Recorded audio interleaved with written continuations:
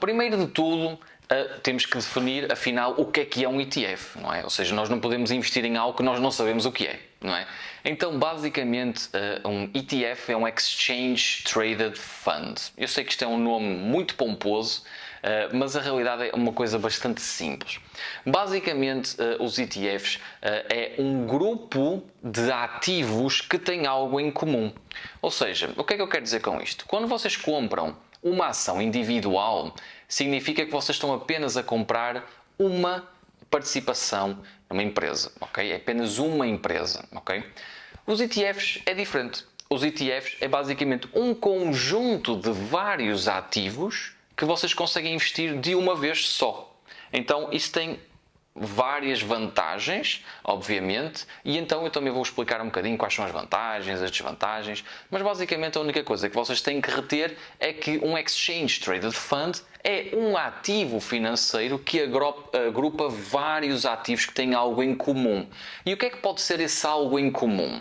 Seria, por exemplo, ativos todos do mesmo país, vamos imaginar várias empresas portuguesas, por exemplo. Podem ser todas do mesmo setor. O que é que eu quero dizer com isto? Por exemplo, só empresas do setor da tecnologia. Só empresas do setor, vamos imaginar, bancário, por exemplo. Só empresas do setor da saúde. Então, eles podem também ser agrupados por setores. E podem, muitas vezes, também ser agrupados por tamanhos. Ou seja, só empresas grandes, ok? Só empresas médias, só empresas pequenas. Então, o que vocês têm que reter é que estes ativos têm sempre algo em comum. Se eles estão dentro do mesmo ETF, é porque alguma destas características elas têm em comum. Seja o país, seja o seu tamanho, ou seja o seu setor, ok? Até aqui, tudo bem, certo? Perfeito. Agora, vamos já entrar diretamente nas vantagens e desvantagens de investir em ETFs. Porque sim, obviamente há bastantes vantagens e por isso é que os ETFs são tão conhecidos.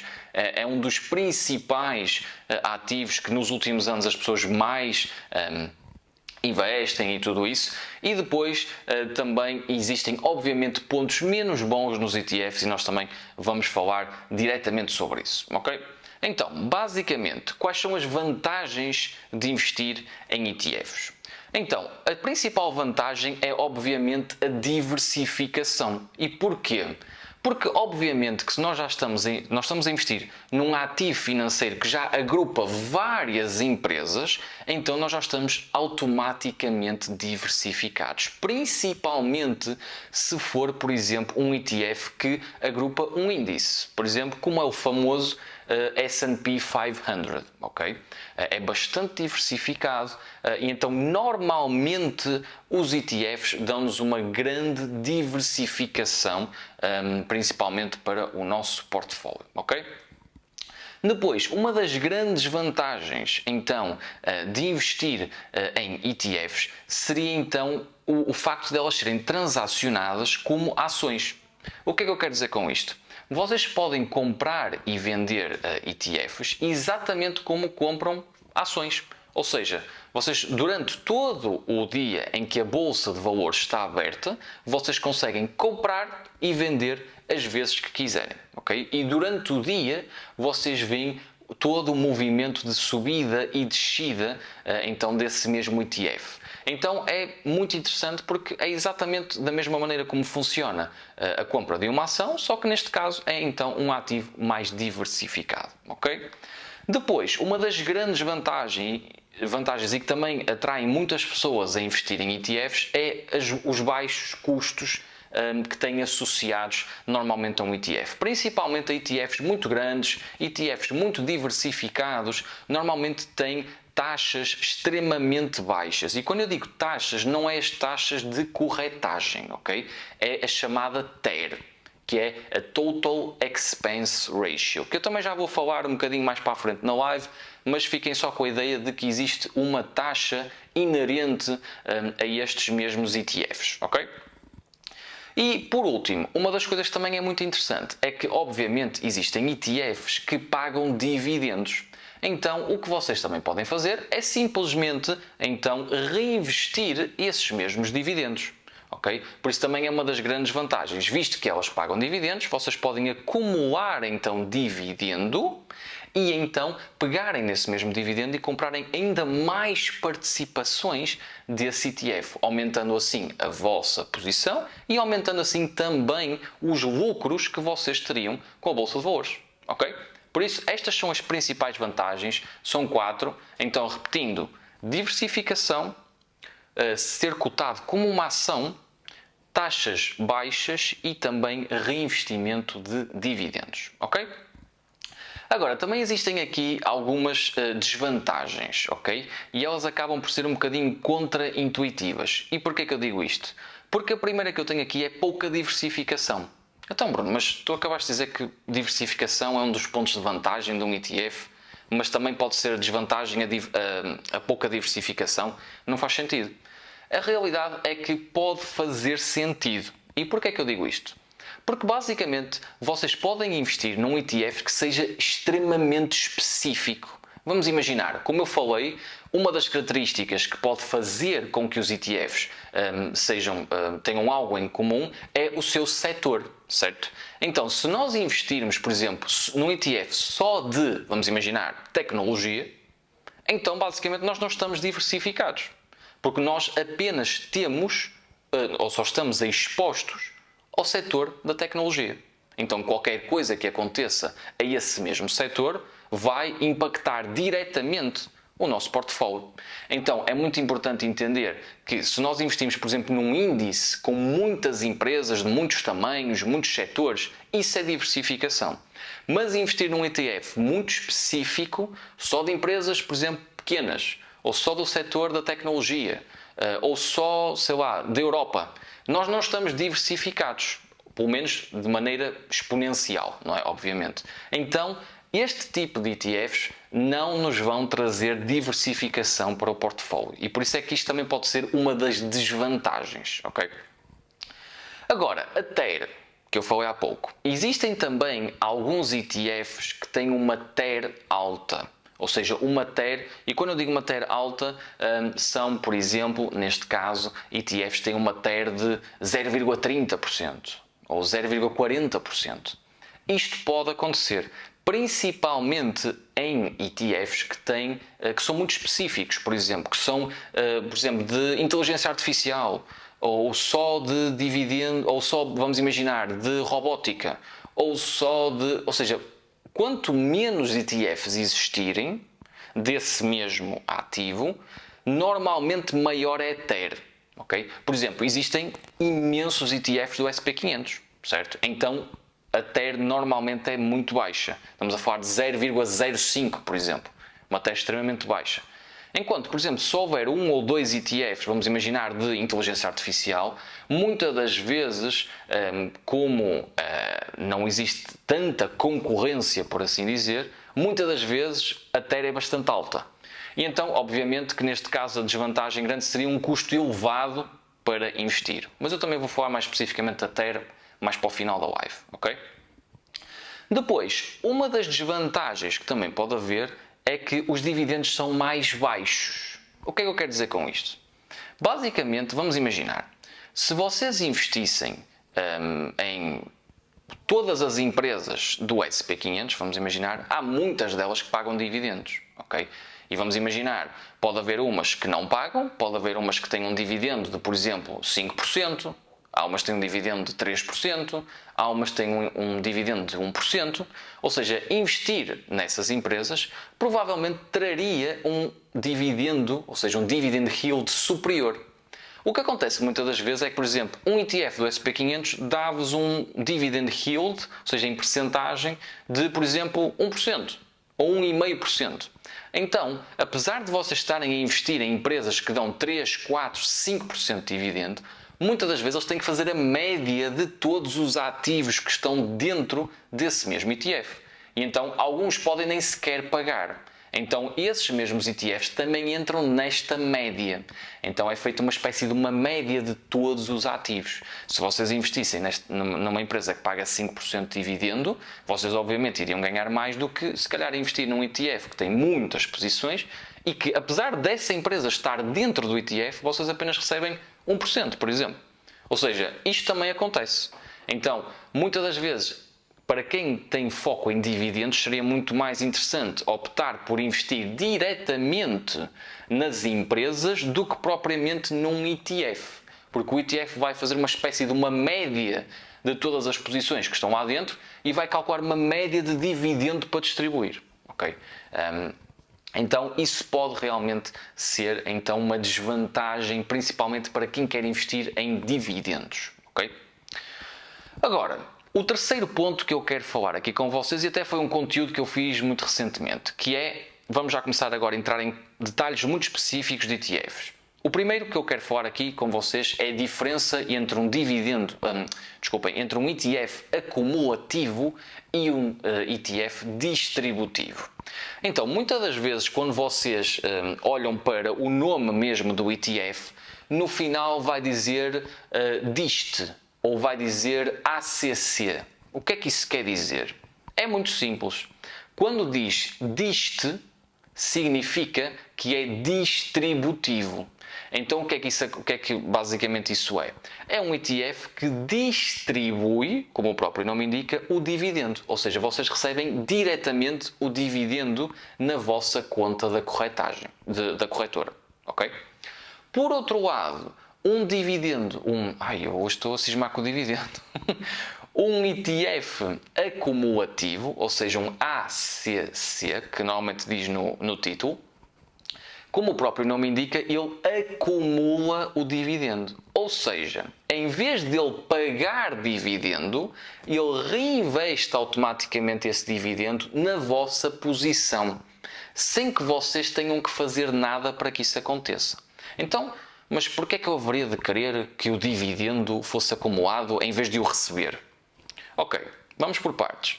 Primeiro de tudo, estes ETFs são para dois tipos de pessoas diferentes. Ok? Um distributivo, ou seja, o que dá automaticamente o dividendo e que o disponibiliza na conta da vossa corretora, seria mais para alguém que quer obter liquidez com a Bolsa de Valores, ou seja, receber dinheiro de forma mais regular e no curto prazo através da Bolsa de Valores. Ok? Ou seja, para alguém que tem um objetivo se calhar mais de curto ou médio prazo. Ok? Enquanto o acumulativo seria perfeito para quem quer investir para o longo prazo. Porquê? Porque o objetivo de quem investe a longo prazo não é ganhar dinheiro agora, é ganhar muito dinheiro no futuro. Ou seja, daqui a 10, 15 anos, 20 anos. Então, é muito mais inteligente investir, para quem tem esse objetivo, investir num ETF acumulativo.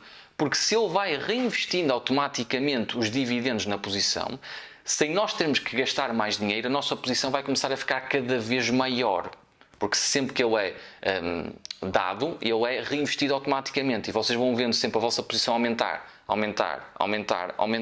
e no prazo de 10, 15, 20 anos, vocês vão ter uma posição muito superior ao dinheiro que vocês efetivamente investiram, fora, obviamente, a valorização do ativo. Então, de forma muito resumida, para quem tem um objetivo mais de curto, médio prazo, se calhar um distributivo faria sentido, porque vocês recebem esse dinheiro diretamente na conta da vossa corretora. Para quem investe, por exemplo, a longo prazo, como eu apenas invisto em ETFs acumulativos, porque o meu interesse não é ganhar dinheiro agora, ou daqui a 3 meses, ou daqui a 1 ano. O meu objetivo é ganhar muito mais dinheiro daqui a 10, 15, 20 anos. Ok? Então, basicamente, é esta grande diferença entre os distributivos e os acumulativos, ok? Agora, uma questão que também é muito importante ter aqui em conta é a diferença entre um ETF sintético e um ETF físico, ok? Isto é muito importante vocês entenderem, porque muitas das vezes as pessoas, vamos imaginar, querem investir num ETF do SP500 e a única coisa que elas veem é ETF do SP500, acumulativo, vou comprar. Ok, mas não é só isso que é importante. Vocês devem ter em conta outros fatores. E um deles é se é um ETF sintético ou se é um ETF físico. Qual é a grande diferença entre eles? O sintético, vocês não estão a investir realmente no que estão a comprar. Então se eu estou a investir num ETF do SP500, eu estou a comprar uma participação nas 500 empresas. Sim, se vocês estiverem a comprar um ETF físico. Físico significa que quando vocês investem, realmente vocês estão mesmo a investir nas 500 empresas que estão dentro desse mesmo ETF. Por outro lado, se vocês estão a investir num ETF do SP500 sintético, vocês não estão a comprar as posições dentro do SP500, ok? Vocês estão a comprar algum ativo financeiro que se movimenta da mesma maneira que o SP500. Ou seja, isto é muito importante vocês terem em conta, porque se vocês investirem num ETF sintético, vocês não estão a investir nas 500 empresas. Vocês estão a investir em algo que se movimenta da mesma maneira que um ETF do SP500. E isso é completamente diferente. Vocês, ao investirem nisto, não podem dizer eu invisto no SP500. Não. Vocês investem em algo que se movimenta da mesma maneira que o índice SP500. Ou seja, vamos imaginar que hoje, por exemplo, um ETF do SP500 subiu 1%.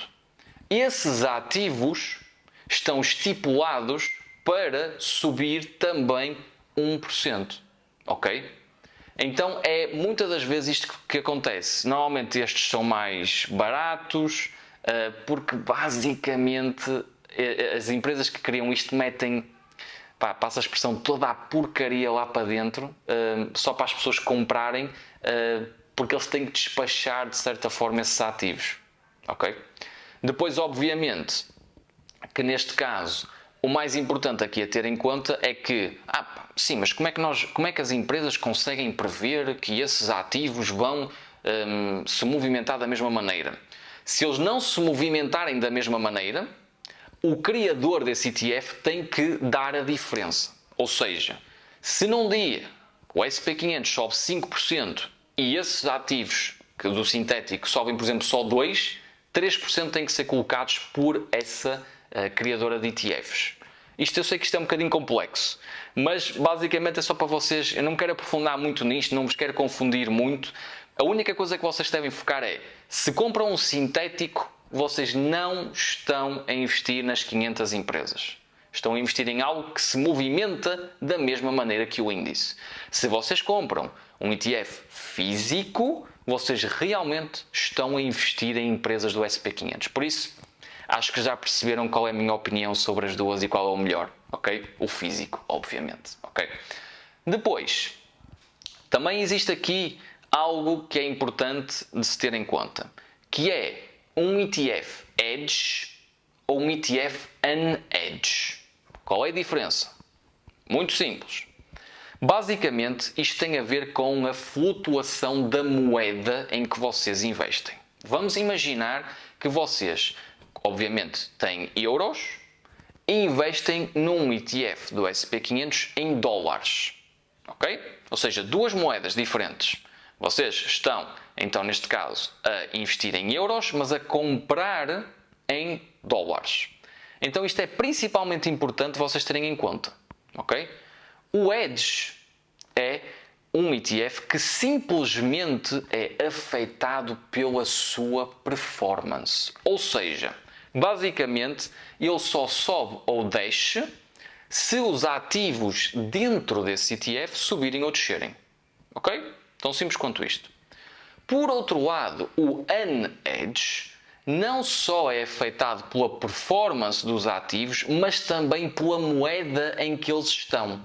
Ou seja, se o dólar subir ou descer, neste caso, o vosso ETF vai também subir ou descer. Ok? Então, obviamente que aqui nós só queremos estar preocupados se os ativos que nós compramos sofrem uma alteração para cima ou para baixo. Eu não estou a investir no dólar, eu estou a investir em empresas do SP500. Pelo menos eu penso assim. Eu não quero estar preocupado se o dólar sobe ou desce, se a libra sobe ou desce, se o iene sobe ou desce, se o real sobe ou desce. Eu não estou preocupado com isso. Eu quero é saber se os ativos do SP500 sobem ou descem. Tão simples quanto isso. Então, resumindo, Se vocês quiserem que o vosso ETF apenas sofra alteração pela performance dos ativos lá dentro, comprem, obviamente, então um hedge, ok? Se vocês querem também não só que o vosso ETF seja afetado em termos de performance dos ativos, mas também com a moeda, então vocês comprariam um unhedge, ok? A minha opinião seria então um hedge, porque assim vocês só se focam nos ativos e esquecem a flutuação das moedas, se vai para cima, se vai para baixo. Ok, vamos ser práticos, ok? Vamos ser muito práticos aqui. Depois, até aqui está tudo bem. Eu sei que falei de físicos e sintéticos, edge e unedge, isso pode às vezes ser um bocadinho confuso, mas se vocês tiverem alguma questão, eu depois também no final vou responder a todas as questões. Eu vi que já há mais ou menos aí 2 ou 3 questões e eu vou responder a tudo no final. Mas, obviamente, que se essa dúvida vos impedir de compreender o que está mais para a frente, obviamente, avisem aí, olha, não estou a acompanhar, Bruno, não te importas repetir, estou cá para isso, ok? Agora, o próximo ponto que eu quero ver com vocês é, então, os vários tipos de ETFs que existem. Porque não só um ETF criado pelo seu tamanho, ou pelo seu país, ou pelo seu setor, eles são também criados por outras vertentes, ok? Existem então, em primeiro de tudo, os ETFs de equity, que são basicamente, então, equity é de ter uma parte de um negócio, ou seja, são os mais comuns, que são então quando vocês investem em empresas, ok? Por exemplo, um ETF do SP500, ok? Depois também existe os bond ETFs. Uma bond é uma obrigação, ok? E eu gosto de dizer os termos em inglês porque provavelmente é assim que vocês vão então ver online. Por isso é que eu gosto sempre de referir isto em inglês. Onde é que a gente vê essas informações todas? Eu vou-vos dar um site onde mostra isso tudo, gratuito, ok? Eu vou-vos dar toda essa informação no final. Depois, também existe, para além do equity e do bond, também existe o commodity ETF. O que é um commodity ETF? Basicamente, uma commodity é uma matéria-prima. Ou seja, é vocês investirem num ETF que está interligado, por exemplo, com ouro, é investir num ETF que está interligado com prata, com soja, com cereais, com café, com sumo de laranja. Sim, o sumo de laranja é transacionado em bolsa de valores, por incrível que pareça. Então, tudo o que seja ETFs focados em matérias-primas, ok? Depois, vocês também podem investir em ETFs de currency, ou seja, de moeda, ou seja, um ETF que compara o euro, por exemplo, com o dólar, ou o dólar com o euro com o iene, ou o iene com o real. Também podem fazer isso. Depois, vocês têm o short ETF, que é basicamente, vamos imaginar um short ETF da Tesla, por exemplo. Significa que ao vocês investirem nesse mesmo ETF, vocês acreditam que a Tesla vai descer em valor. E a partir do momento em que vocês investem e ela desce, o ETF sobe. Ok? Eu sei que isto é um bocadinho contraintuitivo, mas isso é assim que funciona uma short. Uma short position é vocês investirem com o intuito da empresa descer. Vocês acreditam que a empresa vai descer. Se a empresa descer, o ETF sobe. Se a empresa subir, o ETF desce. Ou seja, é basicamente investir ao contrário. Basicamente é isso. Depois, vocês têm também um leverage ETF, ou seja, um ETF de alavancagem. Ok? O que é um ETF de alavancagem? É, por exemplo, vamos imaginar o mesmo exemplo. Um leverage 3 vezes da Tesla. O que é que acontece? Significa que se a Tesla, vamos imaginar, subir $1 por ação, vocês ganham 3. Ok? Mas o mesmo ao contrário também acontece. Um leverage de 3 em que a Tesla desce $1, o ETF vai descer $3. Ok? Ou seja, obviamente que isto pode correr muito, muito bem ou muito, muito mal. Basicamente é assim que funciona. Depois, este eu também já falei, um Sector or Industry ETF, ou seja, basicamente um ETF especificado em apenas um setor, neste caso uma indústria, como eu falei no início da live, um ETF só de tecnologia, um ETF só de saúde, um ETF só de indústria, ou seja, pode ser especificamente sobre um setor em específico. E vocês também têm então um ETF de Geography, ou seja, que é basicamente vocês investirem numa parte geográfica do mundo, ou seja, um ETF com exposição só ao mercado chinês, só ao mercado americano, só ao mercado europeu, só ao mercado africano. Basicamente existem também vários tipos de ETFs. Agora, se me perguntarem, Bruno, em qual é que tu investes? Sinceramente, eu só invisto em equity. Mesmo quando eu comecei a investir, eu só investi em equity, nunca investi em bonds, ETFs, nunca investi em commodities, currency, nunca fiz short de nada, porque acho que é muito agressivo. Leverage ainda é mais agressivo, sinceramente. Sector e industry, sim. Ou seja, num setor que eu acho que faça sentido, por exemplo, um setor da tecnologia, um setor bancário, que são setores que eu domino já bastante, já aconteceu. Um setor geográfico, só se for, assim, o ETF do SP500 pode ser considerado um ETF geográfico, porque ele só investe nos Estados Unidos. Ou seja, um ETF pode fazer parte de duas categorias. Pode ser equity, porque é de ações, e geográfico, porque é dos Estados Unidos. Okay? Então isso também pode realmente acontecer. Okay? Agora sim, vamos falar sobre a TER. Okay? Que é então a Total Expense Ratio. Quando eu falo desta taxa, isto é uma taxa que está associada especificamente aos ETFs. Okay? Basicamente, isto não tem nada a ver com a taxa de corretagem. A taxa de corretagem é uma taxa aplicada pela vossa corretora. Okay? É a corretora que vos diz então, vamos imaginar, olha, eu cobro 50% para vocês, 50 cêntimos para vocês investirem neste ativo. Isso é uma taxa. Um ETF cobra uma taxa chamada a TER. O que é basicamente está incluído nesta taxa aplicada? Então, primeiro de tudo, isto é uma taxa, é uma despesa anual. Ou seja, vocês quando investem no ETF estão já a ser cobrados por uma taxa anual de tudo o que esteja associado à manutenção desse ETF. O que é que está incluído nesta taxa?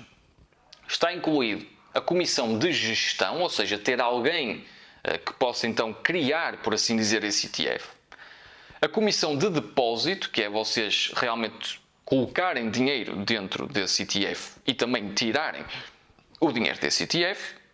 Depois tem auditoria, uma taxa de auditoria, ou seja, obviamente que existem sempre empresas que são dedicadas a fazer auditorias a empresas ou neste caso, a instrumentos financeiros. É obrigatório e ainda bem que existe, para manter os mercados regulados.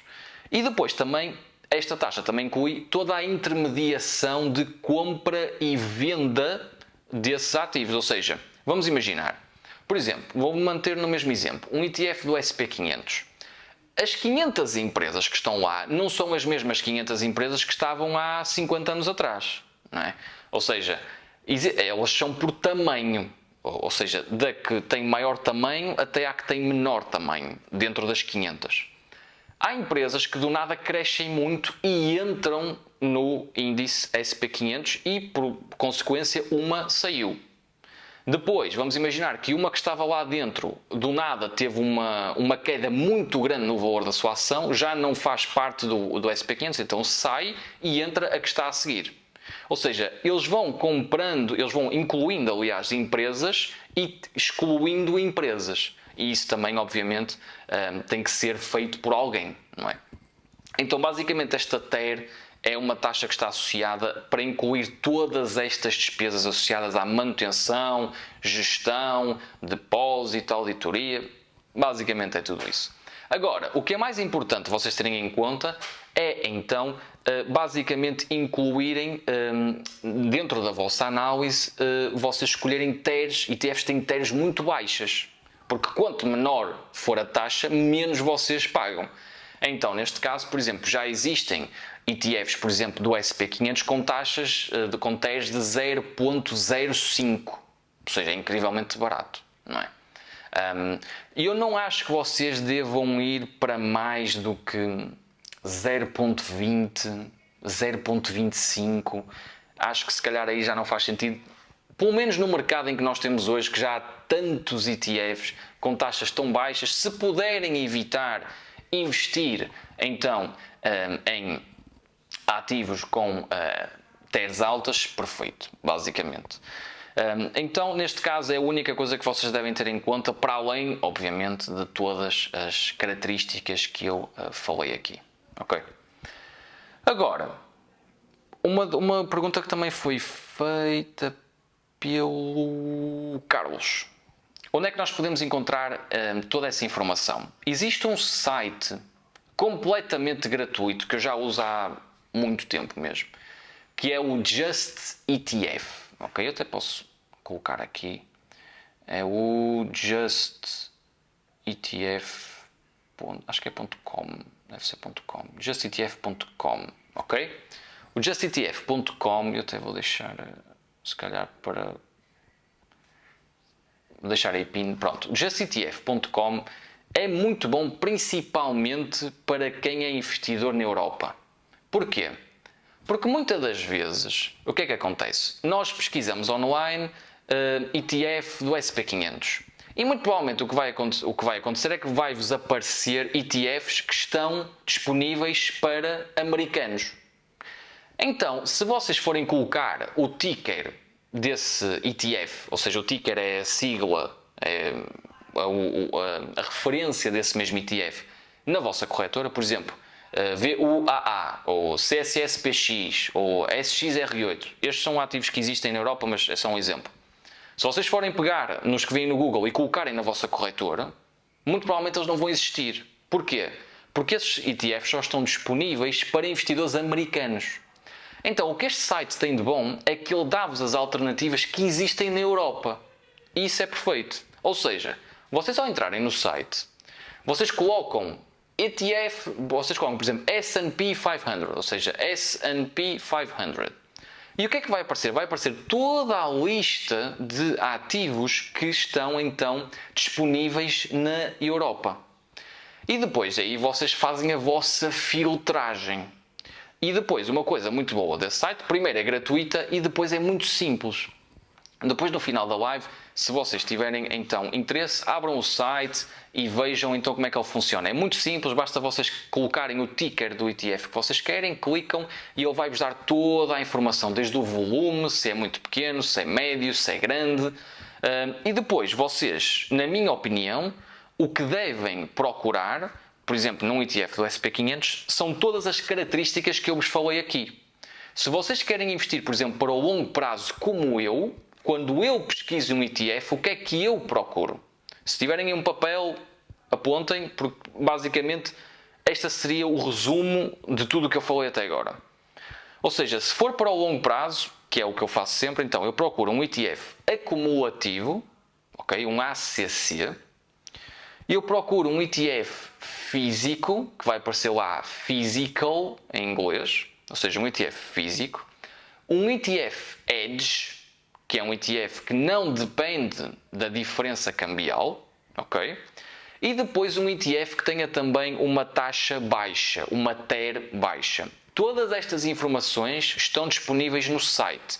Quando vocês entram, vão logo ver, logo no início, a TER. Ok? Diz logo lá, TER de 0,05, ou 0,10, ou 0,15. Está lá descrito. Como eu disse, não aconselho, sinceramente, TERs que estejam 0,20, 0,30. Acho que isso já é muito alto, sinceramente. Só se for para algo que realmente vocês queiram muito investir e que não exista realmente alternativas nenhumas. Ok? Só em casos muito específicos. Por exemplo, se vocês quiserem só investir num ETF do SP500, não faz sentido vocês investirem num ETF com taxa de 0,20. Não, para quê? Já existem imensos com taxa de 0,05, 0,07, por isso tem que avaliar um bocadinho tudo o que existe. Então aqui, resumido, procurem um ETF acumulativo, isto... definições para longo prazo: acumulativo, físico, edge, e com uma TER baixa, ou seja, no máximo 0.15, ok? Estas são as características que vocês devem procurar. Sinceramente, foi sempre isto que eu apliquei, foi sempre isto que fez sentido para mim, e basicamente é isto que eu tenho para falar com vocês hoje. Uma live curta, direto ao ponto, sem vocês perderem muito tempo. Eu gosto de ser uma pessoa prática, não gosto de estar aqui a enrolar uma coisa que é fácil de explicar.